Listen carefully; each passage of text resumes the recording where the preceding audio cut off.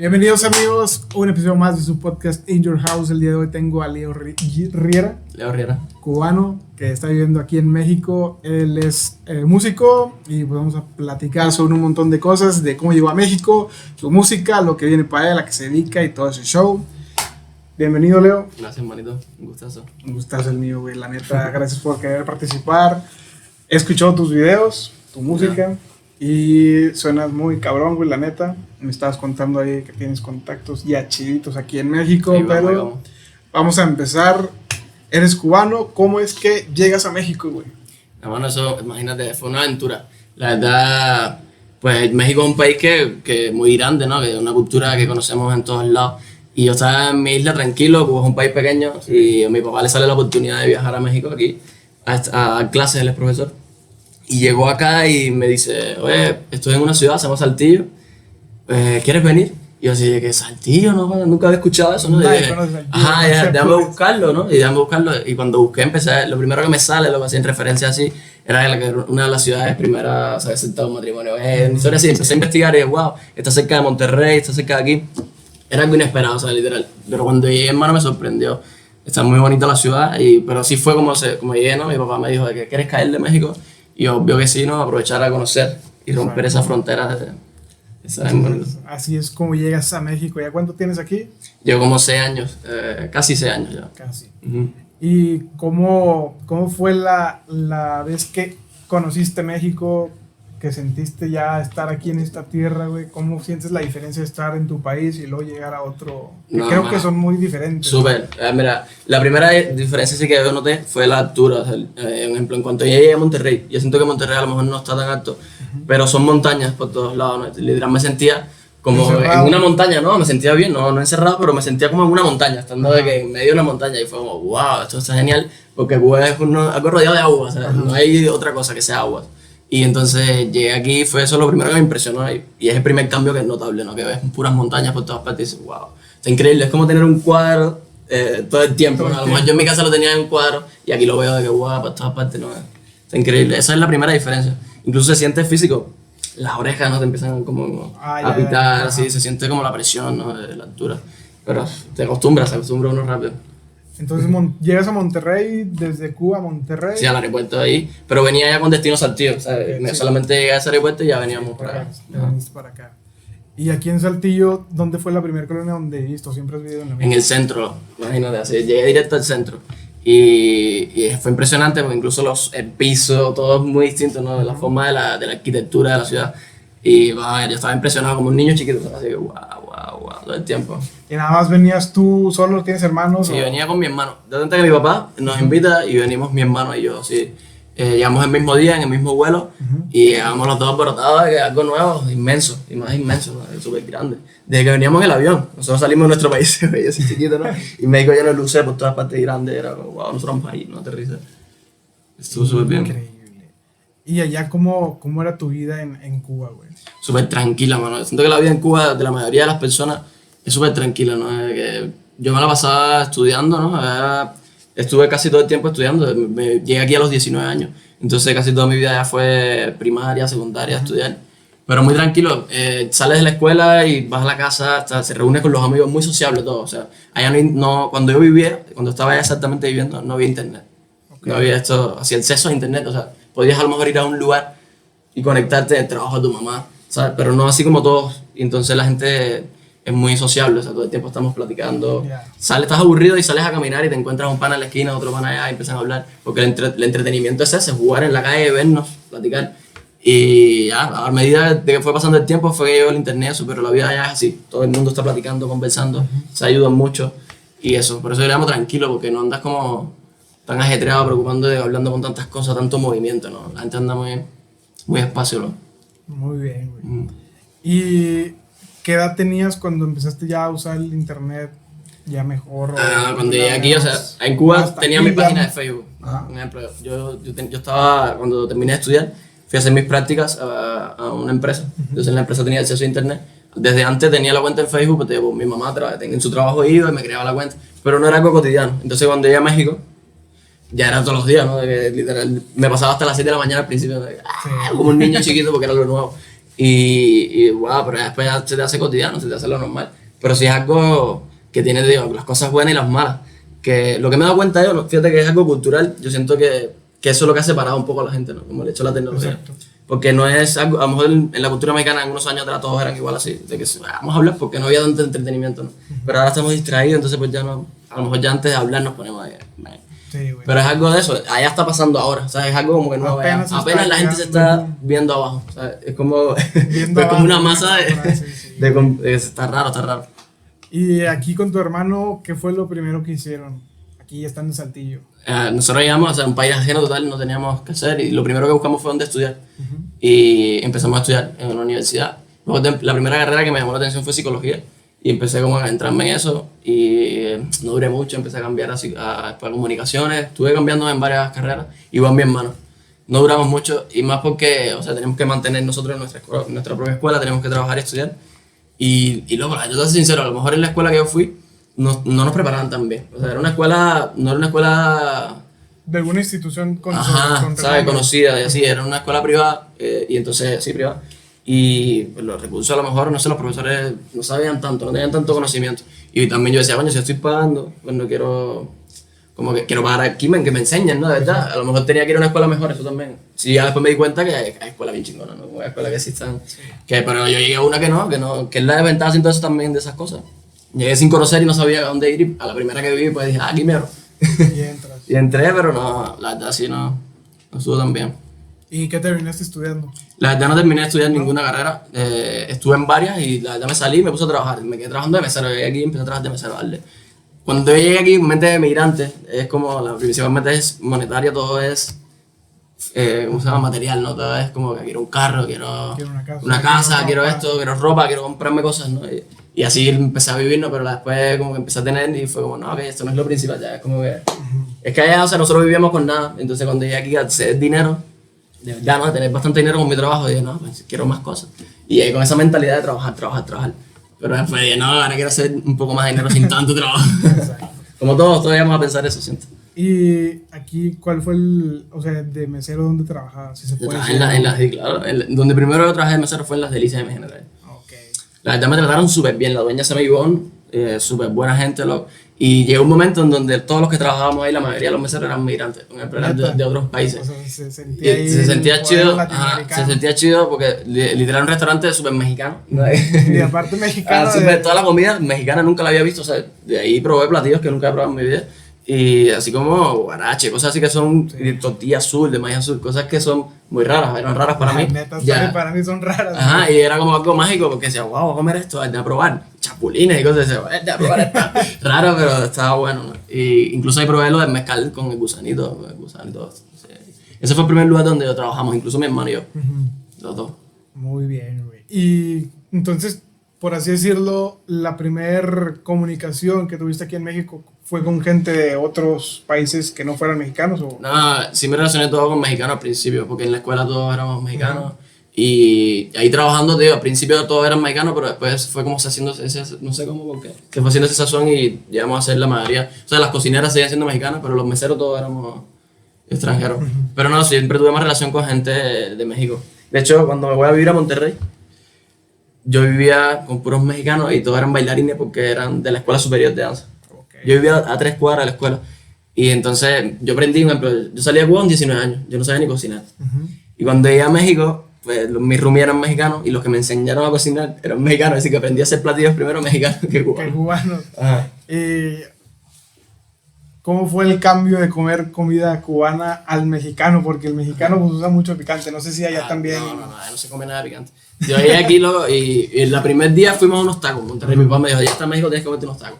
Y llegamos, habían 3 salsas, y mi papá me dice, no, pues come la verde, que es la que menos pica. Y yo digo, ok. Le eché enchiladísimo, súper enchilado, pero pues él me hacía la broma, él era cubano y me hacía la broma como un mexicano, ¿no? Entonces empecé a comer, pero me gustó, la verdad era como, guau, pero es que sabe rico, ¿sabes? Cuando le echas la salsa sabe muy rico todo, cambia un poco el sabor y sabe rico. Ya hoy por ahí, hermano, yo llegué hace unos días unos burritos y no había salsa y le dije a mi hija, no, vámonos, no hay salsa. No hay salsa, de aquí no vamos. Ajá, ya soy fanático, soy adicto a la salsa, pero al principio era muy difícil, pero no tanto la salsa, sino la presentación del platillo. Como que era algo raro, yo lo veía, a lo mejor te pasa igual. No se te antojaba o algo así. Ajá, no se me antojaba, yo decía, mi mente era más cerrada. no, siempre sales de tu país con nacionalismo, ¿no? De que lo mío es lo mejor, ¿no? Entonces yo veía y decía, no, está raro, pero cuando lo probé, no, joder, me encantó, o sea, era como diario comida mexicana, ¿sabes? Y no lo cambiaría, está bien rica. ¿Y qué comida mexicana ahora sabes prepararla? No, lo primero que aprendí a preparar fueron los chilaquiles, algo fácil. Bueno, sí, porque en verdad es como tirar ahí, como un revuelto. Vas revolviendo las cosas. Pero pues lo que más hago, de hecho, la salsa, por ejemplo, nosotros comemos muchas chuletas. Pero como yo lo aprendí a cocinar, no se hace. Por ejemplo, yo cojo las chuletas y le echo chipotle, le echo salsa y la baño y le echo bañadita en salsa, ¿sabes? Y allá no se come las chuletas casi secas, pero con salsita poquito, no es mojada. Y así como que todo le echo ya más a lo mexicano, ¿sabes? Y casi siempre era con tortillas, algo que allá no era. Yo ahora me preparo cualquier cosa y tengo ya las tortillas al lado para preparar mi taco. Sí, yo no como sin tortilla, güey, la neta. Ajá, sí, es una costumbre. Y es súper rico. ¿Cuánto tiempo duraste aquí en Saltillo y luego cuánto tiempo duraste allá en Monterrey? Llegué aquí a Saltillo y estuve un año, así que un año aquí viviendo. Y empezaron unos amigos, empezaron a hacer fotos, empezaron a proponer, oye, ¿por qué no te vas a Monterrey? No, de Monterrey pues hay más movimiento de modelaje, toda esa historia. Y decía, no, yo no quería dedicarme a eso. Pero ellos me decían, después que te ves bien en la foto, dedícate a eso. Y en un momento en que yo no quería trabajar más, o sea, que decía, pues que ya estoy cansado de trabajar, ¿no? Y dije, wow, vi esa oportunidad y dije, pues a lo mejor me puedo lanzar allá y trabajar en esto, ¿no? Y la verdad fue eso y me pasé, aquí estuve un año, llegué allá y me pasé 2 años allá en Monterrey. 2 años y pico, casi 3. ¿Y cómo te la pasaste a aquel lado de...? Allá fue totalmente distinto porque aquí fue trabajando, ya era en mi casa el día entero, nada más iba a casting o a trabajar así. O sea, nada más ibas a lo de... Me pasaba haciendo ejercicio por la mañana, tranquilo, y después iba a hacer así como los castings, los trabajos, y era muy bien pagado. Entonces, cuando yo vi esas posibilidades fue cuando empecé a decir, wow, esto es un país donde hay muchas oportunidades en el ámbito que tú quieras. A lo que tú te quieras dedicar, si te quieres meter coco, puedes sacarle dinero y no tienes que estar encerrado. O sea, como uno pensaba que era como que, trabajo, estudio, trabajo y a encerrarme, ¿no? No, wow, aquí se puede hacer muchas cosas. Y eso fue un portal, ¿no? A lo que vi que me dediqué a modelaje, no era lo que yo soñaba ni nada. Pero vi que se podía ganar dinero y pues empecé a vivir de eso y wow, está interesante. Así me pasé 2 años y pico hasta que me cansé de eso. De modelar, de sonreírle a la cámara. Sí, es que uno se va cansando de las cosas, siento, ¿no? ¿Y tenías una dieta estricta para eso? No, la verdad, o sea, yo siento que afortunadamente, no sé cómo sea, pues mi sistema pues no engorda, o sea, hasta ahora, ¿no? Yo como no engordo, entonces pues yo podía comer lo que sea. Aparte sí iba al gym, o sea, en ese tiempo, ya no estoy yendo tanto. Antes sí era rutinario, pero que tenías que verte bien, ¿no? Pero la verdad no, nunca tuve una dieta así específica. ¿Y regresas aquí a Saltillo o te vas a otra ciudad? Después estuve en Mérida. ¿Cómo te fue allá en Mérida? En Mérida estuvo mágico. Nos fuimos por uno de fotografía. Yo fui ayudante de cámara y estuvo mágico. O sea, la ciudad es muy parecida. En cuanto entré al aeropuerto se sentía como entrar a Cuba. Okay. De verdad yo siento que lo más parecido de hecho a la gente de la cultura. Por ejemplo, hay unos que bailan con guayaberas, con una pañoleta, nosotros le decimos roja. Es la misma vestimenta incluso de la cultura antigua, ¿no? Es como algo muy parecido, tanto en Las Palmas, la ciudad. Y me gustó mucho, la verdad, pero lo que más me llamó la atención, que es algo que no hay allá, son las pirámides, ¿no? O sea, como llegué a las pirámides, me dicen, no, vamos a unas pirámides, como unas pirámides, ¿no? Eso no es Egipto. Dice, no, aquí en México hay varias pirámides también, no, a ver, llévame. Y cuando yo fuimos de hecho la primera vez de noche. Entonces en la pirámide hacen una proyección, y hacen la historia, cuentan la historia de todo. Y yo estaba como un niño, tío, siempre me coge aquí las cosas como un niño, se asombraba, no, esto, qué cosa. Era mágico, era muy mágico. Y entonces eso me encantó, o sea, fue como que, wow, esto es muy parecido aquí, pero no, esto ya no lo hay en ningún otro lugar, no es como súper magia. Y bueno, hasta ahora no he ido a otra ciudad de México que tenga, sé que hay varias pirámides en otros lugares, pero hasta ahora no he ido yo. Esa es la única que he estado y wow, me encantó. Eso fue lo que más me gustó del centro de la ciudad. Bueno, no está en Mérida, pero está en Yucatán. Sí. Porque también hay pirámides, obviamente, en la Ciudad de México, en Tenochtitlan, y en Papantla, que está en Veracruz. Sí, loco por ahí. Y creo que no sé si en Oaxaca o en Chiapas también hay ¿cómo se le dice? Tiene un nombre donde hay un santuario, güey. Okay. Y también está toda la cultura maya, la cultura azteca, la olmeca. Una cultura bien grande. Sí, aquí en México hubo mucho auge en ese rollo. Y bueno, ya cambiando un poquito de tema, ¿a qué te dedicas ahorita actualmente, güey? Bueno, ahora pues yo estoy haciendo rap, estoy haciendo en sí música en general, no me cierro la frontera.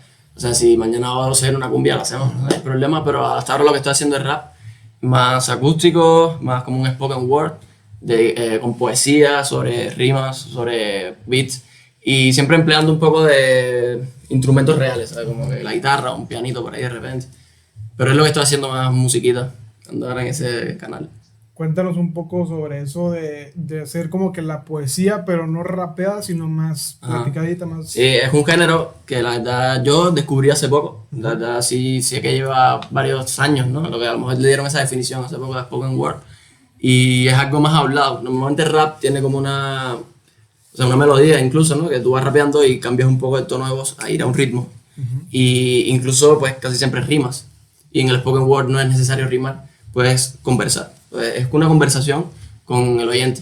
Entonces estás hablando sobre un ritmo, pero no estás encajando el punchline, ¿sabes? Como que no estás ahí atrás de la rima. Y entonces simplemente es una expresión y siento que llega a más personas. Hay muchos artistas que lo usan como los trovadores. O sea, de repente dejas de cantar y empiezan a conversar, a hablar. Y por eso digo que existía hace mucho, lo que único a lo mejor esta definición es nueva.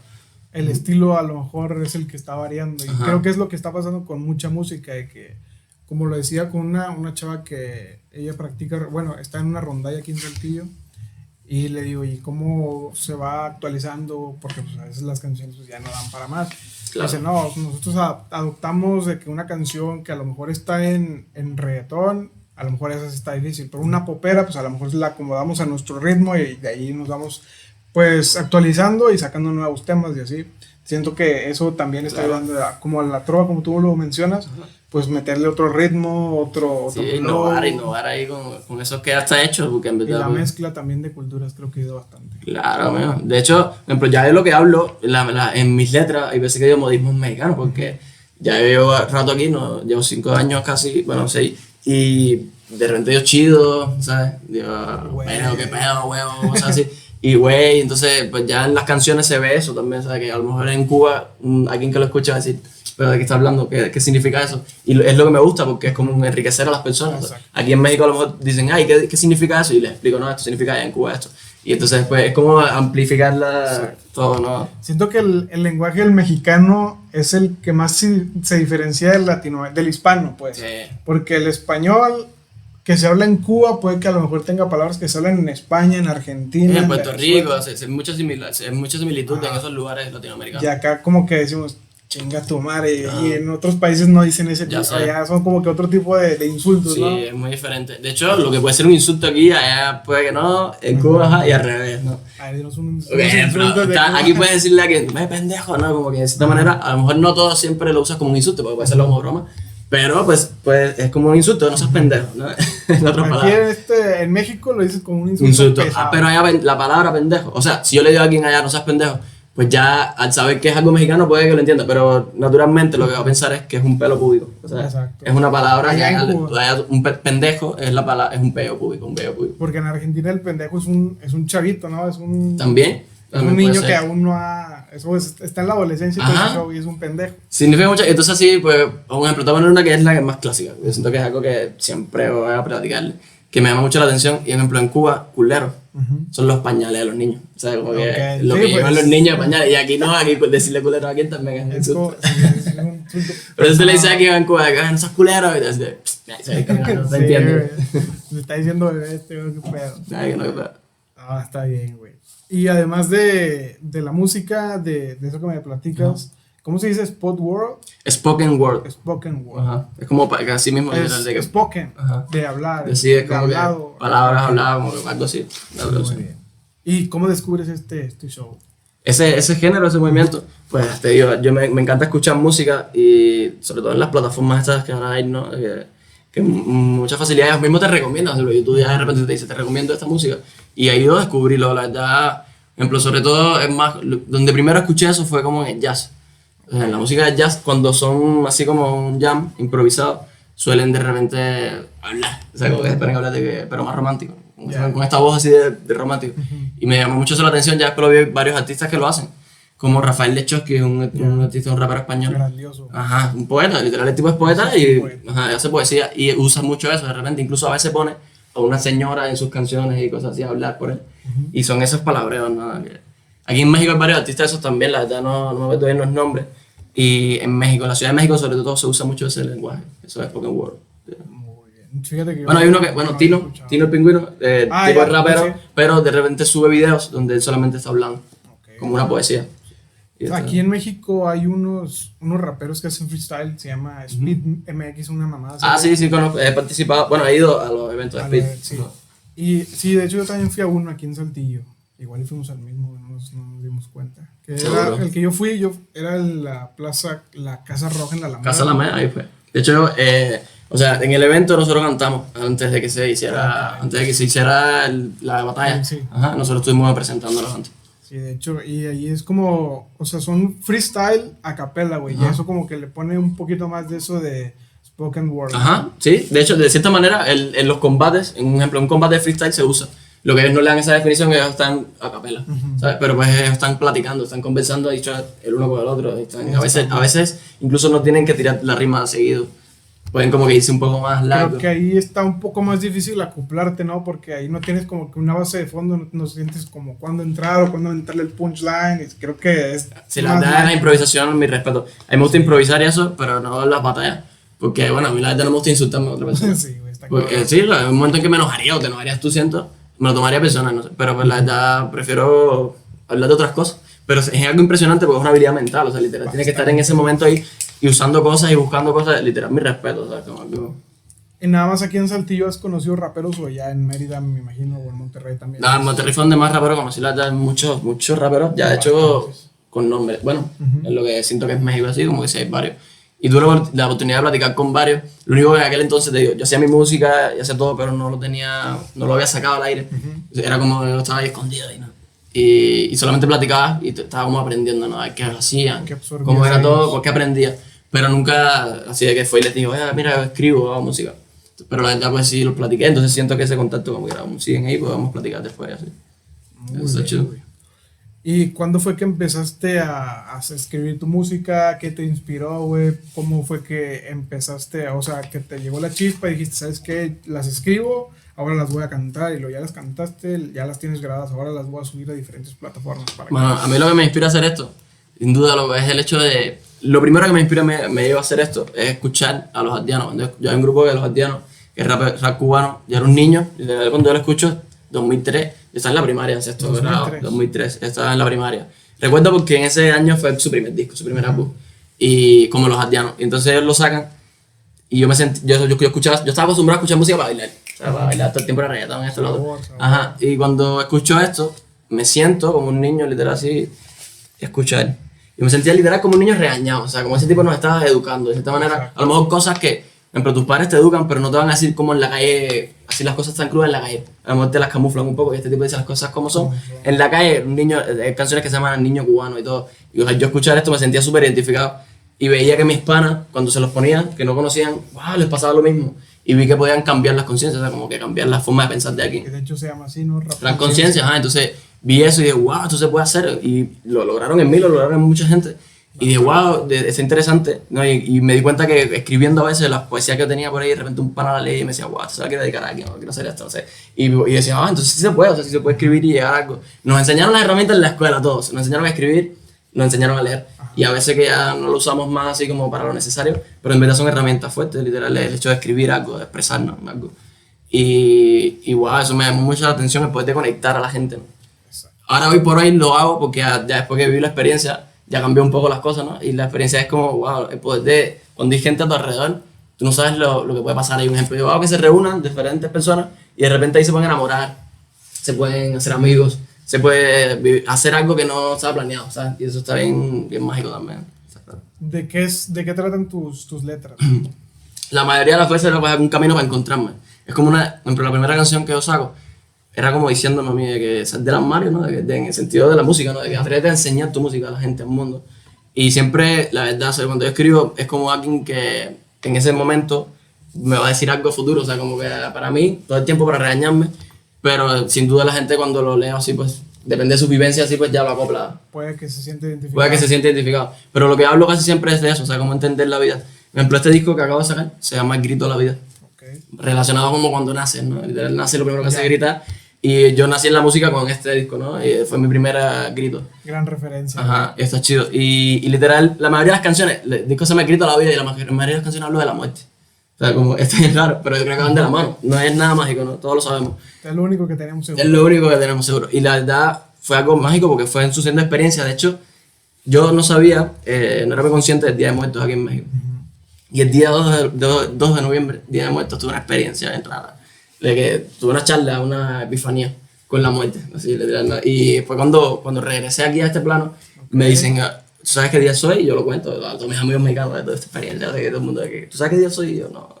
¿El día 2 de muertos? No, y yo, no, claro que no. O sea, que, obviamente fue algo bien mágico. Y te digo, este disco trata de todo eso, la vida y la muerte. Es lo que hablé en este primer álbum. Para ir a escucharlo. Ajá, estaba pues ahí en todas las plataformas, ahí lo subí. Me di cuenta que era fácil subir esto a las plataformas y en cualquier lugar puedes poner Leo Riera y ahí está. Excelente. ¿Y cómo fue esto de la epifanía? Luego está bien raro, lo que es que... Cuéntalo. Dentro de una experiencia, literal, fue como un sueño vivido, ¿sabes? Y estaba con mi pareja, literal, a mi pareja le veía su cara, como ella se derretía y se hacía la muerte. Así no, como que, no consumiste nada ni... Sí, la verdad, sí. ¿Y qué fue? Sí, consumí LSD. La verdad, o sea, nunca había consumido una dosis así, la verdad, fue una locura, literal, y fue una experiencia como un DMT o algo así, o sea, algo cercano a eso.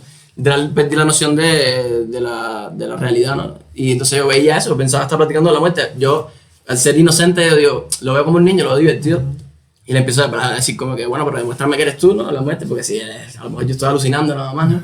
Y esto es un trip mío, y realmente como que mi esposo me tocaba, y al mismo lugar que me tocaba y así, pues yo sentía cómo se deshacía todo, ¿sabes? Veía mi vida pasar así rápido hasta el final, y como memoria sentía dolor, incluso así como dolor de la muerte, ¿sabes?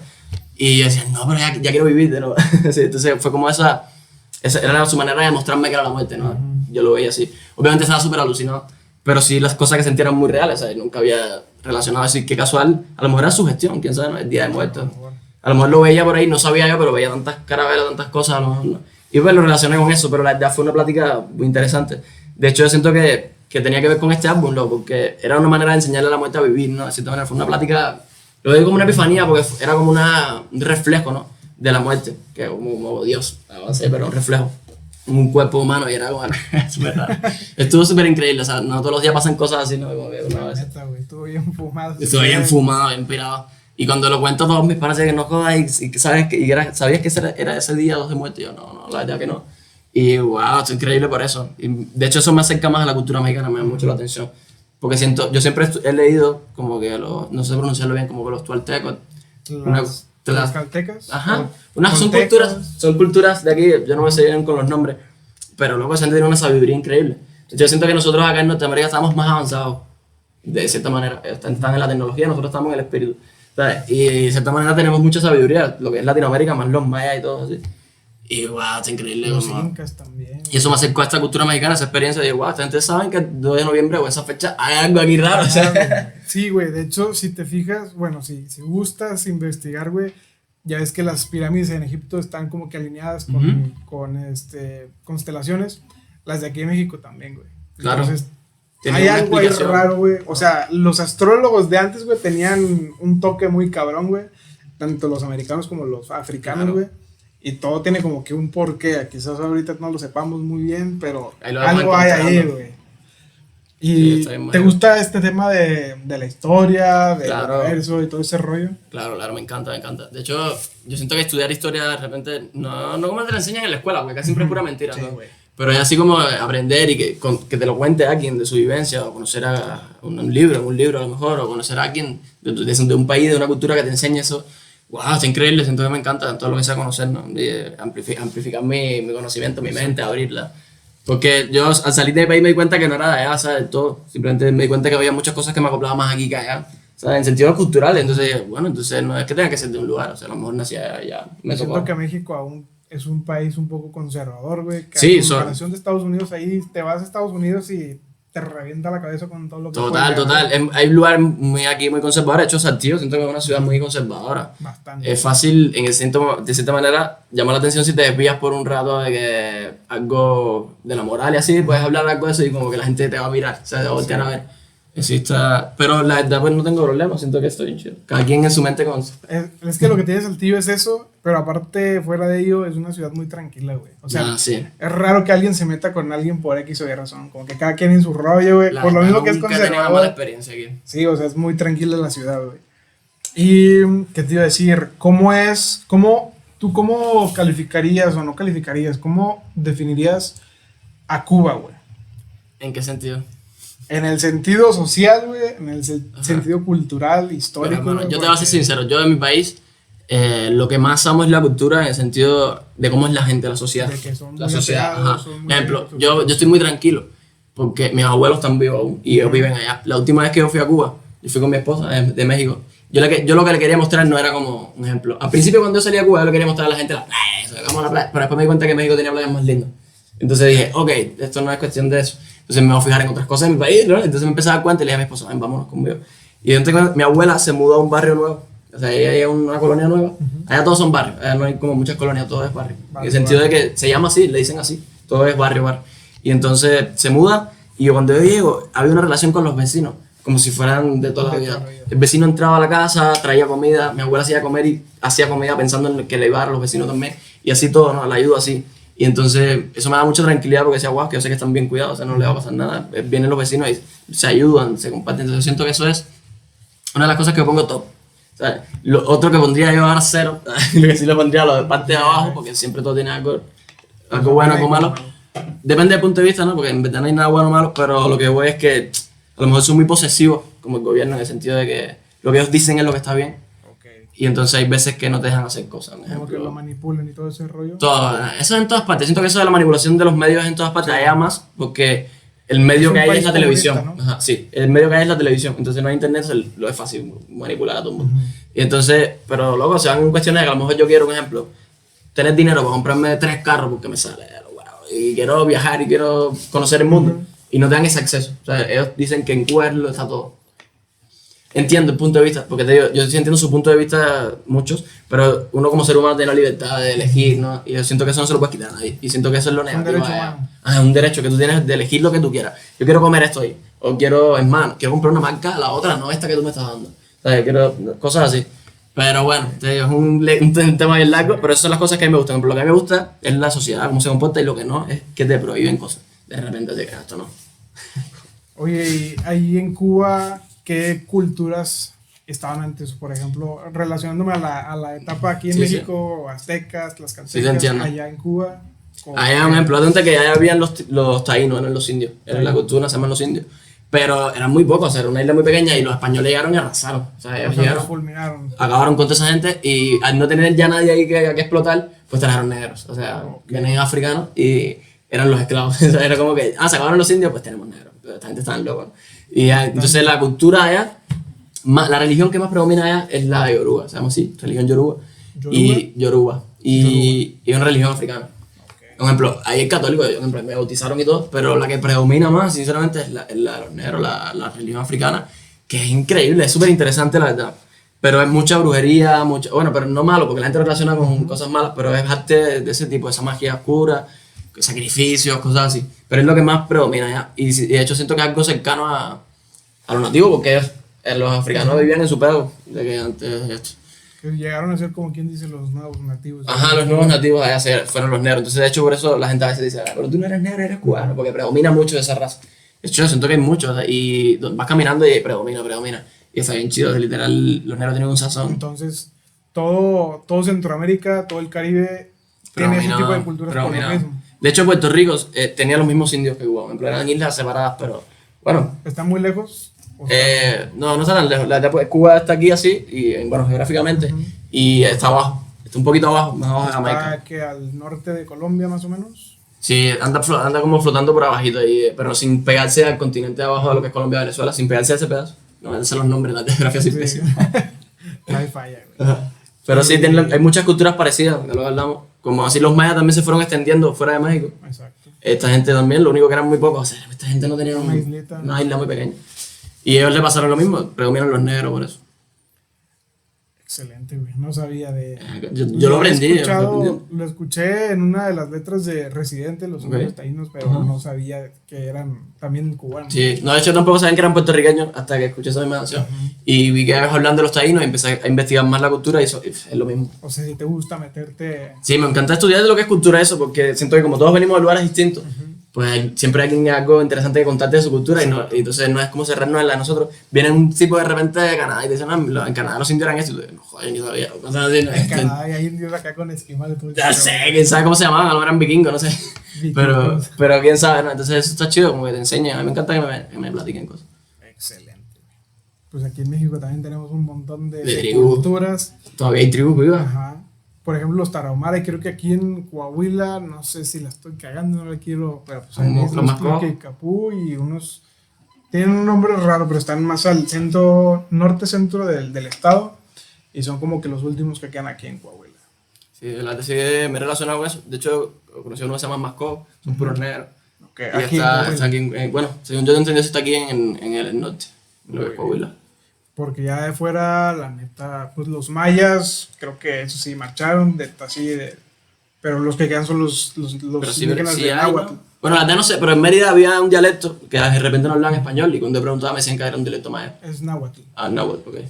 Pero si pero mira, está bien raro, de repente iba caminando y de repente aquí es que allá al sur, güey, creo que lo acaban de, como quien dice, legalizar o poner como tercer o segundo idioma, el idioma nativo. Entonces es algo como que un patrimonio que no quieren que desaparezca porque hay un montón ahí, son muchas tribus las que quedaban y quieren que no se mueran esos idiomas. Ya te digo, siento que esta gente quería acabar con una cultura, pero no pudieron. Siento que era tan grande la cultura mexicana en sí que pues todavía quedan tribus por ahí. Pues que era de toda Mesoamérica, entonces bueno, el sur de México, todo Centroamérica y... Sí, se extendieron. Bastante. Sí, chido. ¿Qué más te puedo preguntar, hermano? Tus videos, güey, ¿cómo has llegado a producirlos? ¿Te ayudan? ¿Los haces tú solo? Pues la verdad, hasta ahora casi siempre hemos usado lo que tenemos a mano. Tenemos un equipo, se llama Sinestesia. Nosotros tenemos un proyecto que se llama Sinestesia, somos Picu y Soto y yo, somos dos raperos. Y nosotros, te digo, al tú llegar al mundo de la artistía y no saber qué hacer con tu material, nos dimos cuenta que esa pregunta se la hacía a todo el mundo. Y entonces quisimos hacer una plataforma donde ayudar a la gente. Entonces Sinestesia es una plataforma donde nosotros te vamos a orientar a ti como artista y además tenemos plataformas donde presentarte. Antes, físicas, en conciertos, ahora virtualmente.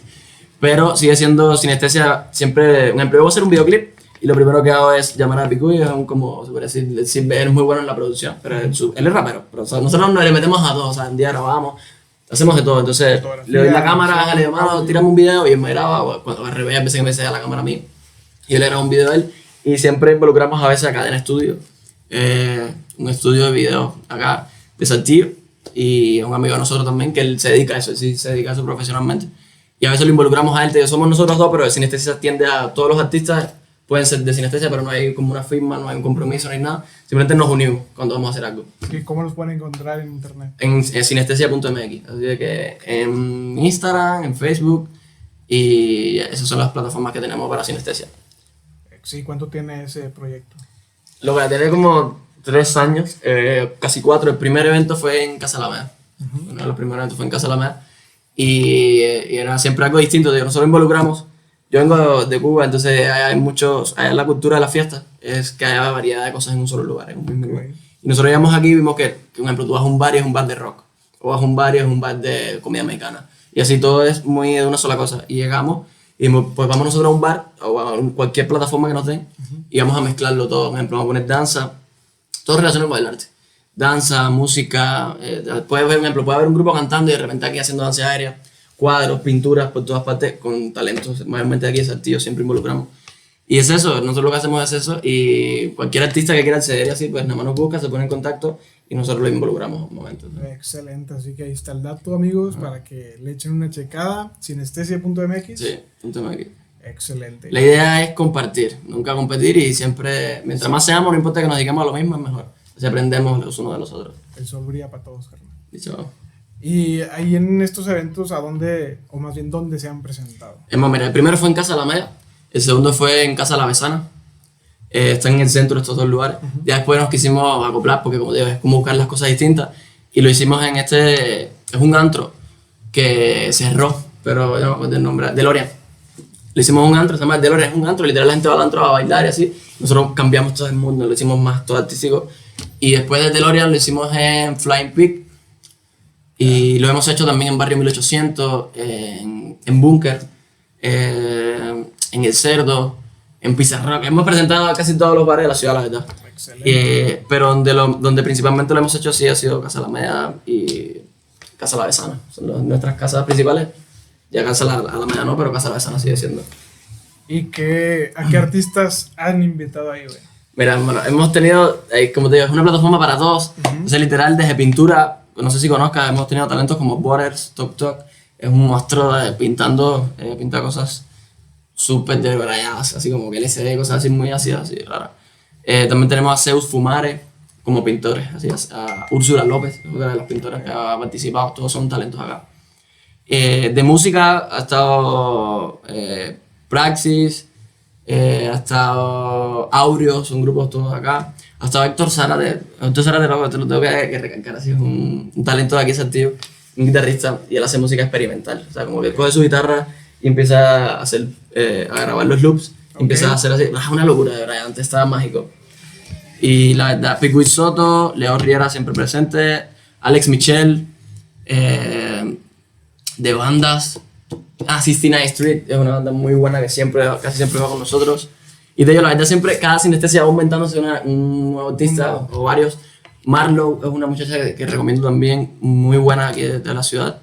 Y así ahí se me van acordando, pero la verdad es que son muchos, casi siempre, el último evento fueron 25 artistas. 25 artistas. Casi todos locales. Y fue un evento grande, o sea, desde las 3 de la tarde a las 2 de la mañana, estuve presentando a los artistas, cambiando siempre la dinámica, eventos, cosas en el medio, de repente esto de tango, cosas así, que todo flamenco. Y luego pasa ahora la pandemia, güey, y ahora, ¿cómo trabajas sin ustedes? Ajá, en Florida estamos en un evento próximo y pues todo cambió, toda la nueva normalidad y todo ahora es como más en la web. Entonces nosotros cambiamos eso, ahora buscamos un spot y presentamos a los artistas y los citamos, por ejemplo, a diferentes horas para que no haya como que toda la reunión de gente, ¿no? Entonces, por ejemplo, y todo queda en vivo, un live o en vivo en la web y así lo vamos a subir a la plataforma, la verdad. Hemos hecho varios live, la verdad, los primeros no tuvieron tanta calidad. Pero ahora, estos últimos, ya este que va a salir ahora, estamos mejorando. Era algo nuevo para nosotros, era un nuevo mundo, pero ya nos vamos adentrando y nos dimos cuenta que se puede manejar buena calidad. Y ya próximamente lo vamos a hacer, todavía estamos en preparaciones, así que no podría darte una fecha ni nada. Pero va a ser antes que se acabe el año. Antes, o sea, en diciembre más o menos. Sí, antes de que se acabe el año va a ser. Muy bien. Y ahora quiero platicar un poquito más sobre tu música, que en sí, pues lo que he visto es rap, pero a ti te gusta aventurarte a otros... a otros sistemas, ¿no? ¿Qué tipos o qué géneros te gustan a ti interpretar? Mira, siempre me gusta mezclarte un poco con la trova. Okay. Me encanta esa mezcla. Sobre todo porque en Cuba viene mucho esa cultura también, de la música protesta. Siento que va mucho con el hip hop, no el rap, protestar. Como que el mensaje va haciendo casi buscando lo mismo. También me gusta mucho lo que es jazz y estas cosas, ¿sabes? Como que muchos samples, usar samples así. Pero te digo, hermano, la verdad, ahora escuché un género nuevo, no sé si... no me cierro nunca nada, pero acabo de conocer un género nuevo para mí. Estaban corridos tumbados. Yo también lo he escuchado, güey. Y aquí en México hubo polémica por Natanael Cano, creo que se llama el morro. Sí, sé quién es, ya no sé yo las polémicas ni nada, pero sí sé quién es, obviamente. Que dijo algo así como de Pepe Aguilar, no sé qué rollo. Y yo dije, ¿y este qué me está hablando? ¿Quién es? ¿O qué? Y me empecé a meter a YouTube a ver su música. Igual no estoy identificado con el estilo de vida que tiene ese güey, pero el ritmo suena fresco, güey. Sí, creo claro. que abrió la puerta a que los raperos empiecen a meterse ahí como que... Y sí, he visto varios raperos mexicanos ya con nombrecillo que dicen, pues vamos a meternos por aquí a ver qué sale. Y han salido buenos feats, y no solo con mexicanos, también con colombianos. De hecho, bueno, un ejemplo, lo que voy con esto, yo empiezo a llegar a ese género, no lo conocía. Ya había escuchado la canción esta de Billetes Verdes, algo así, para acá verde, pero no sabía quiénes eran, o sea, me dijeron esto y me gustó el ritmo, pero me pongo a ver un tipo en YouTube que se llama Coreano Loco. Y el tipo entrevista y dice que habla de un artista que se llama Obi. Y yo, ¿quién es ese? Y cuando busca a Obi, pues es de los que empieza a hacer estos corridos con Natanael. Y yo digo, ¿y este tipo qué pasa? Cuando empieza a ver es cubano. Y entonces me llama mucha la atención que uno de los que está más pegado, bueno, en eso, está Natanael y está ese tipo. O sea, Obi es el otro que está con él. De hecho, todas las canciones que hacen, las hacen juntos.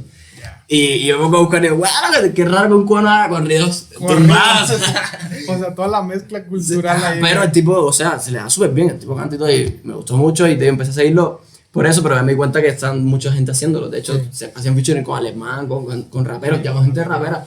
Y fue como, wow, esto está bien rico, es algo nuevo y está chido. Al que vi haciendo algo parecido fue al Davo de Monterrey. También, sí. Creo que él sí lo hizo con un colombiano. Hay un video donde sale en un caballo negro, güey, no sé si lo has visto.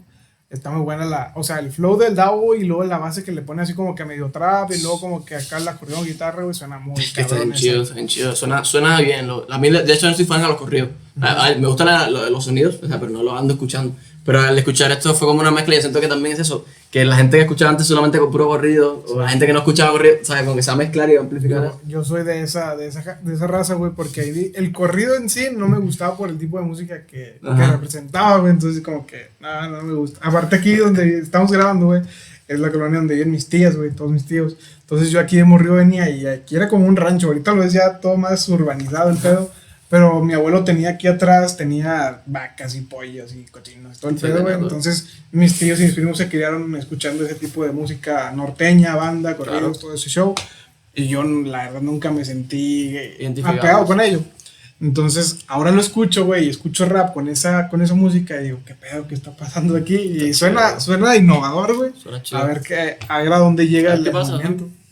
Y pues hay que abrir la mente para algo. Sí, todo lo que sea música, la verdad, y mientras sea nuevo, que la gente se atreva a hacer cosas nuevas. Ya vi la vida personal de los artistas, digo, porque yo tampoco soy un santo. Entonces, yo no juzgo a nadie, pero porque no me importa, ya no me importa ver noticias de los artistas que viven eso, pero su música sí me gusta consumir música. Y wow, la música que hace está chido. Y así te digo, pues la verdad, igual con esto lo de Maradona, siento que todos tienen su vida personal un poco complicada, pero pues siguen siendo buenos en otra cosa, ¿sabes? Que hay que ver también.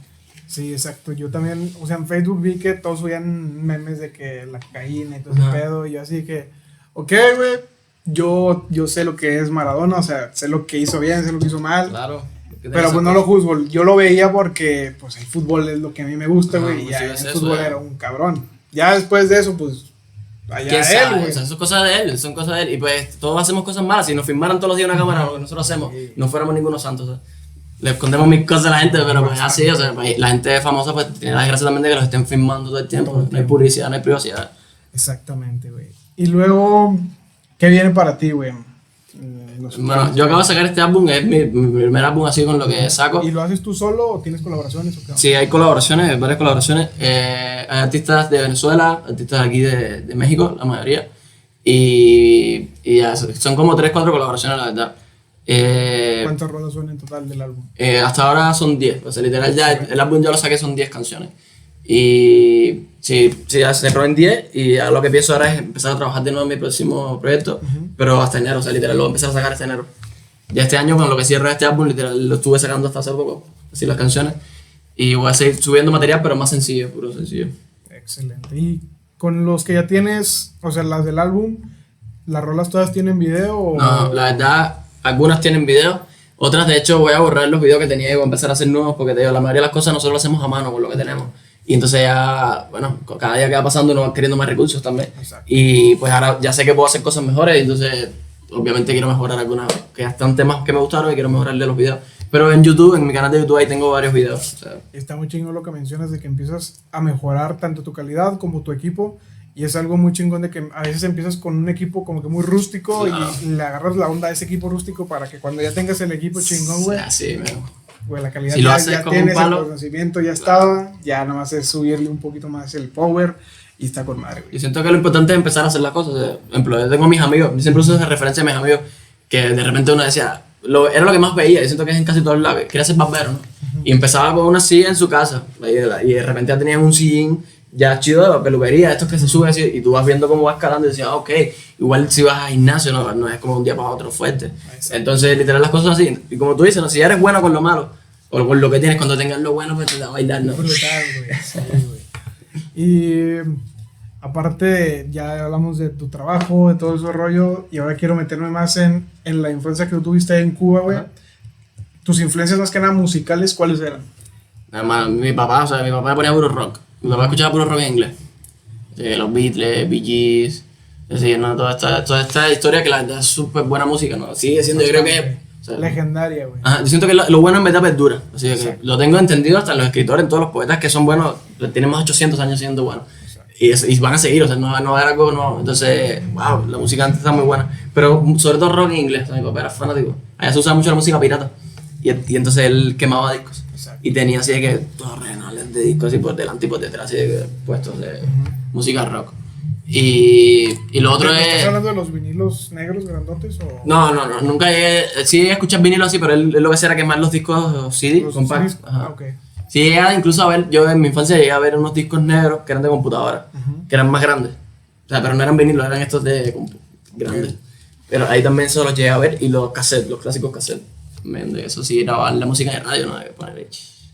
Yo nunca grabé una... Es que en Cuba, o sea, literal, nosotros vivimos atrasados. Ahora mismo, hoy en día, estamos 20 años atrás, ¿no? Entonces, literal, las cosas que hacen allá es como si aquí les hicieran hace 20 años atrás. Algunas, no todas, ¿no?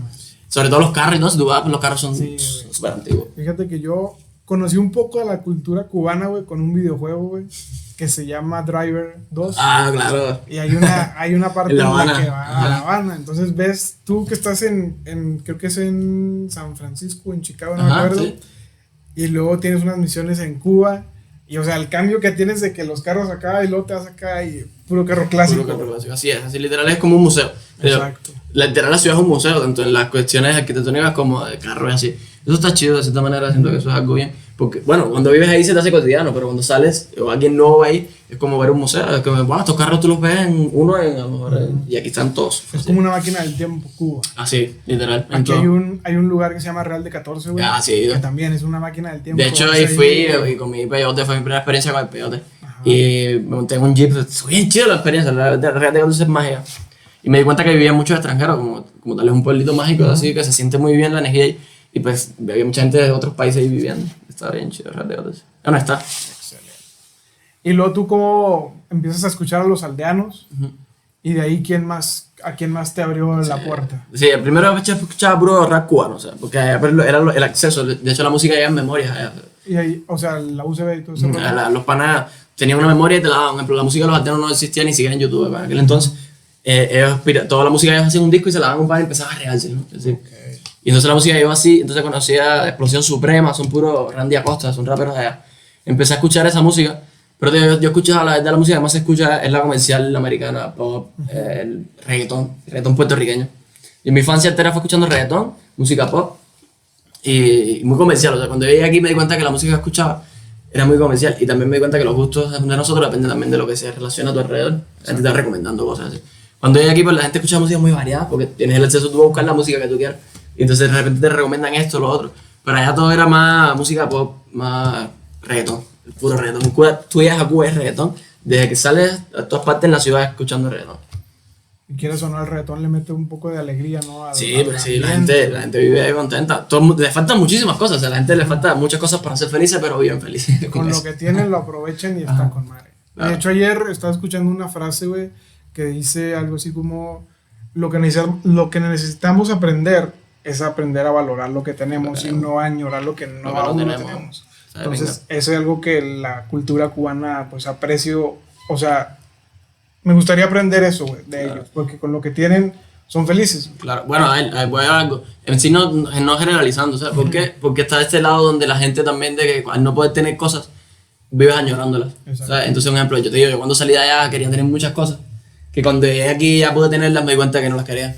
Que en verdad ni las quería. Ajá, en verdad ni las quería, o sea, en verdad era algo o sea, no me hacía falta. A lo mejor tú decías, que pues, ¿para qué quería esto? Ya lo tengo y no lo uso, o cosas así, ¿no? Entonces, pero pues, en verdad no todo el mundo, pero la ideología, es que la ideología es muy buena, o sea, es como eso, ¿no? De querer salir adelante. Ajá, y allá te ponen esa moneda donde no hace falta nada para que vivas, y te das cuenta que no, porque ahí llevan 60 años viviendo así. Si hiciera falta, pues estuvieran muertos. Están viviendo, pero la gente añora, o sea, la gente quiere lo que no pueden tener, o sea. Porque he visto algunas historias de gente que sale de ahí de Cuba, güey, pero no sale de la manera como quien dice legal. No, mucho, la mayoría de la migración es ilegal. Ajá. Y o sea, la pasan terrible ya sea para llegar a México, y luego México, a veces si te detecta, pues te regresa a tu país. Entre mis panas sí que yo conocí un cubano el otro día y él me contó de que vino atravesando fronteras. Un ejemplo, él llegó así de que a Colombia, entonces fue brincando frontera a frontera hasta llegar a México. Fue como, no, joder, tú viviste toda una experiencia, eso deberías escribir un libro, o sea, de hecho, de una historia, ¿no? Y yo digo, no, joder, yo vine súper fácil, la migración legal, pero está ese lado ilegal, que son la mayoría, yo corrí con suerte. La mayoría vienen como riendo y brincando cosas, que eso está bien loco, o sea. Y todo lo que haces tú por mejorar, o sea, por querer mejorar, ¿no? Y salir adelante. Eso es chido. Porque estaba viendo un video de no sé si conozcas a un vato que hace podcast y videos en internet, es español. Creo que se llama Jordi o algo así. Me suena. Sí, claro. Que hace como un video como Auronplay también, de repente. Sí. Que tiene los ojos claros, ¿no? Exacto, sí.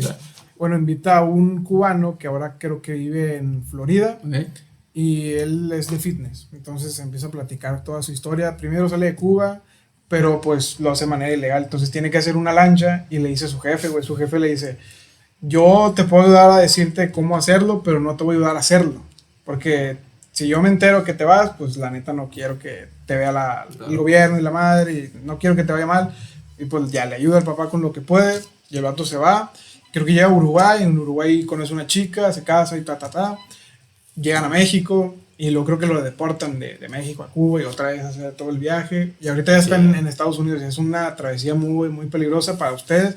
Y también aquí en Saltillo, ayer mismo, güey, estaba para un podcast que tengo, estaba grabando una historia de una señora, pero creo que ella es hondureña. Entonces aquí en Saltillo logró tener un terreno, y en ese terreno hizo como un lugar migratorio donde llegaba gente de toda Centroamérica.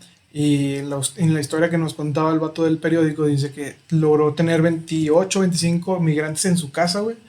Pero, o sea, su casa, o sea, muy rústica, güey. Claro. No tenían baños, güey, ni agua. O sea, lo que tenían para comer era de que salían a trabajar, de albañiles o de las empresas que estaban por ahí alrededor. Pero, o sea, la vida de un migrante sí es muy cabrón. Sí, sí, está claro. De hecho, siento que México, como quiera, es un país que recibe muy bien a los migrantes. Mi primo está en España. Y no le ha sido más fácil, o sea, no le ha sido tan fácil. Yo llegué aquí sin papel de trabajar. Me sentaba en el lugar así, decía, sí, hay trabajo. Pero él allá en España, al ser la migración para España no es algo nuevo, algo que ellos siempre han tenido, pues ya ellos no aceptan también a los migrantes, entonces no puedes trabajar sin papel, literal, así. Y si te agarran, si te metes en lío, andan persiguiendo a los migrantes como tal. Entonces, él sí lo ha pasado, ha vivido en varios lugares de España, pero con la gracia ha recorrido toda España, ha conocido casi toda España. Pero sí es difícil, o sea, sí es súper difícil la vida. Muy bien. Ya una horita platicando, Leo. Y para cerrar, me gustaría que nos dijeras quién eres tú, güey, qué es lo que buscas. No, yo soy Leo Riera, hago rap, música, y lo que busco, la verdad, es unificar a las personas, ¿sabes? Que nos quitemos esa bruma que tenemos delante, que nos podemos reconocer a nosotros mismos cuando nos vemos. O sea, cuando yo te veo a ti, me veo a mí, y así, ¿sabes? Son como ese espejo. Y es lo que yo busco, o sea, quitar como que esa ego, o esa bruma que tenemos delante y no nos podemos reconocer, ¿sabes? Vernos a nosotros mismos. Eso es todo, la verdad. Una frase con la que quieras terminar el episodio. Haz lo que amas y olvida lo demás. Excelente. Ya se la saben, amigos. Este fue Leo Riera. Un placer. Muchas gracias, Sere, por invitarme, la verdad. Súper chido. Cualquier cosa, aquí estamos. Raza, síganlo. Tiene música muy chingona y aparte está haciendo proyectos para apoyar al talento tanto nacional como local y está muy, muy chingón. Entonces, mucho éxito en lo que viene, en tu próximo disco. Yo, la neta, ahorita me voy a aventar tu disco para ver qué tal. Qué chido. Y pues nada, raza, síganse acoplando aquí al podcast, pasen la voz, suscríbanse a su canal, síganlo en sus redes. Dale like. Dale like y pues nada, nos vemos en el próximo. Cuídense. Sobres. Nos vemos.